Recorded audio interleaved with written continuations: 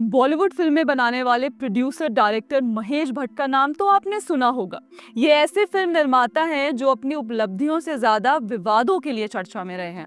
फिल्मों के अलावा महेश भट्ट अपनी प्रॉब्लमैटिक बयान और विवादित जीवन के लिए जाने जाते हैं, चाहे वो अपनी बेटी के साथ कराया गया किसिंग फोटो शूट हो या 26/11 के हमले को आरएसएस की साजिश बताने वाली किताब को लॉन्च करना। फिलहाल वे ह्यूमन मीट यानी कि आदमी के मांस को लेकर चर्चा में है। हाल ही में महेश भट्ट अपनी बेटी पूजा भट्ट के podcast the Pooja Bhatt show में नजर आए, जिसमें उन्होंने अपने शुरुआती संघर्ष के दिनों का एक चौंकाने वाला किस्सा साझा किया। उन्होंने बताया कि 27 साल की उम्र में जब वो एक फिल्म के लिए फंडिंग की तलाश में थे, वाराणसी में एक तांत्रिक से मिले। तांत्रिक ने उन्हें एक पुड़िया दी, दावा किया कि ये घाटों से लिया गया मानव मांस है और सलाह दी कि इसे किसी निवेशक को खिलाने से पैसा मिलेगा। भट्ट और उनके दोस्त अरुण देसाई ने गया बिहार में एक निवेशक को पान में यह कथित मांस छुपाकर खिला दिया। निवेशक ने पान तो खाया, लेकिन एक महीने के बाद कोई फंडिंग नहीं मिली। जो चीज आपको और मुझे सुनकर अजीब लग रही है, वो महेश भट्ट अपने 20s में कर भी चुके थे। बताइए, फिल्म की फंडिंग के लिए वो इन्वेस्टर्स को ह्यूमन मीट खिला रहे थे। अभी तक कैनिबलिज्म की कॉन्स्पिरेसी थ्योरीज हम हॉलीवुड से ही सुना करते थे, पर अब तो महेश भट्ट ने भी बता दिया कि बॉलीवुड हॉलीवुड से अधिक दूर नहीं है। वैसे ये बात भट्ट की मोरालिटी पर भी सवाल उठाती है। यही महेश भट्ट जीवन भर खुद को साइंटिफिक टेम्पर वाला और लिबरल और मॉडर्न बताते रहे, और केवल अपनी फिल्म की फंडिंग के लिए तांत्रिक अनुष्ठान और अनएथिकल मेथड्स का सहारा लेना प्रॉब्लमैटिक तो है। और महेश भट्ट इस किस्से को सुनाते हुए भी गंभीर दिखाई नहीं दे रहे, शायद इसलिए भी कि विवादास्पद चीजों से जुड़े रहना उनके लिए नॉर्मल है।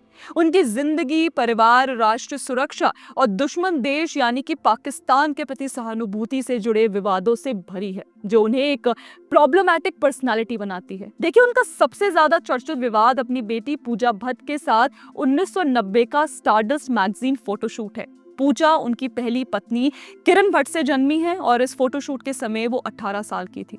प्रमोशन के लिए फोटोशूट के दौरान महेश भट्ट और पूजा भट्ट लिप किस करते दिख रहे हैं। ये तस्वीर मैगजीन कवर पर छपी और देश भर में हंगामा मच गया।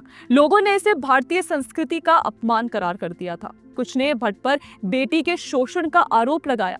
बाद में मीडिया में तो यहाँ तक रिपोर्ट्स आई थी कि महेश भट्ट पूजा भट्ट से शादी करना चाहते थे। अभी लेटेस्ट पॉडकास्ट में भी उन्होंने बताया कि कैसे वो रिलीफ फील कर रहे थे जब पूजा भट्ट ने उनकी और सोनी राजदान के रिलेशनशिप को एक्सेप्ट कर लिया था।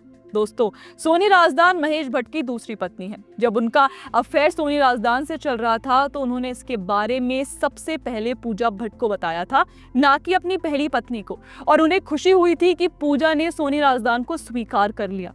क्या ये सुनकर आपको अजीब लगा? एक पिता द्वारा बेटी की अंतरंगता का सार्वजनिक प्रदर्शन केवल फिल्म प्रमोशन के लिए नैतिक सीमाओं को धुंधला करता है।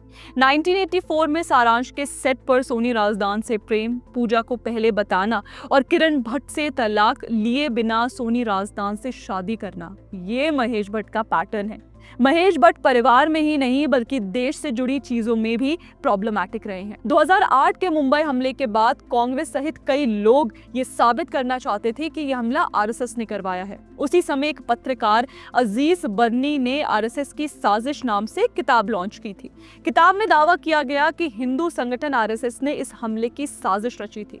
सबूत के तौर पर कसाब का कलाई पर लाल धागा और फर्जी हिंदू आईडी बताए गए। महेश भट्ट ने कांग्रेस नेता दिग्विजय सिंह के साथ मिलकर इस किताब को मुंबई में लॉन्च किया था, जो यूपीए सरकार के सैफरन टेरर नैरेटिव का हिस्सा था।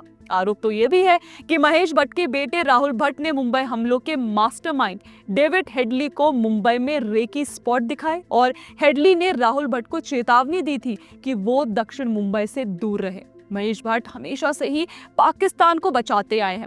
उनका इतिहास रहा है भगोड़े जाकिर नायक से मिलने का, पाकिस्तानी कलाकारों का बचाव करने का। पाकिस्तानी क्रिकेटर शोएब अख्तर, जो भारत के खिलाफ जहर उगलता रहा है, उसने खुलासा किया था कि महेश भट्ट उसे लेकर एक फिल्म बनाने वाले थे। जी हाँ, 2005 में महेश भट्ट गैंगस्टर टाइटल वाली फिल्म में शोएब अख्तर को एज अ विलन लेना चाहते थे, लेकिन साथ ही उन पर 2020 में सुशांत सिंह राजपूत की मौत में रिया चक्रवर्ती से कथित लिंक और #MeToo में अनु मलिक का बचाव करने के भी आरोप है। प्रोस्पेक्टिव फाइनेंसर को ह्यूमन मीट खिलाने से लेकर बेटी के साथ लिप किस और 26/11 पर आरएसएस को दोषी ठहराने तक महेश भट्ट का जीवन विवादों का ताना बाना है। महेश भट्ट फिल्म डायरेक्टर और प्रोड्यूसर कैसे भी हो, आदमी एकदम ही अब कुछ बोल भी नहीं सकते, हमारे चैनल पर ही गाज गिरेगी। पर आप समझ गए होंगे कि महेश भट्ट और विवाद साथ साथ चलते हैं। आपका क्या कहना है हमें कमेंट सेक्शन में जरूर बताएं। बाकी अगर वीडियो पसंद आए तो लाइक शेयर और सब्सक्राइब करना ना भूलें। जय हिंद।